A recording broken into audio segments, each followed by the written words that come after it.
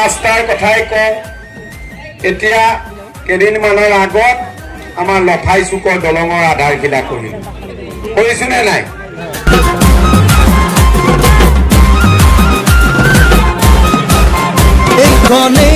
আজি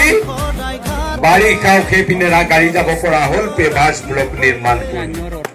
মই 16 চনতে কৈছিলো যে মই যদি কেতিয়াবা বিধায়ক হওঁ এই মাথাউৰিৰে গাড়ী চলাম আৰু আমি বৰতামুলীৰ পৰা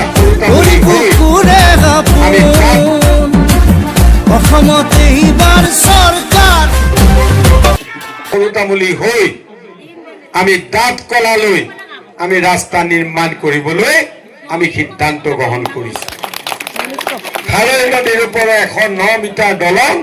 আমি নিৰ্মাণ কৰিম ভাৰতীয় জনতা পাৰ্টিৰ চৰকাৰৰ দিনত মাননীয় মুখ্যমন্ত্ৰী ডক্টৰ হিমন্ত বিশ্ব শৰ্মা ডাঙৰীয়াৰ চৰকাৰৰ দিনত আৰু প্ৰধানমন্ত্ৰী নৰেন্দ্ৰ মোদী ডাঙৰীয়াৰ চৰকাৰৰ দিনত দুটা কথা সদায় মনত ৰাখিব লাগিব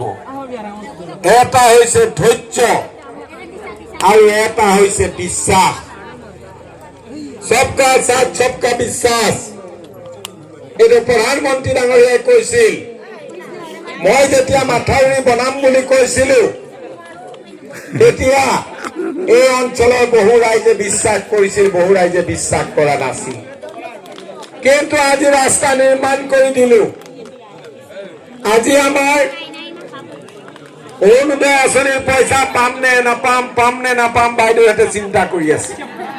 কিছুমানে বিশ্বাস কৰিছিল কিছুমানে কৰা নাছিল 10,000 টকা পাম নে নাপাম বাইদেউহঁতে বিশ্বাস কৰি আছিল কিন্তু আজি আপোনালোকৰ সেই বিশ্বাস পতিয়ন গ'ল আজি আমি গহপুৰৰ 28 কোটি 80 লাখ টকা 28 কোটি 80 লাখ টকা 32,000 মহিলা গহপুৰৰ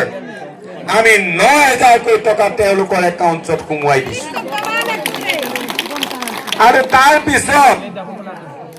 10,000 কোটি টকা নৱেম্বৰ মাহত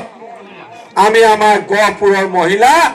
36,888 গৰাকী মহিলাক 10,000 কোটি টকা আমি সোমোৱাই দিছিলো সবে পাইছিলে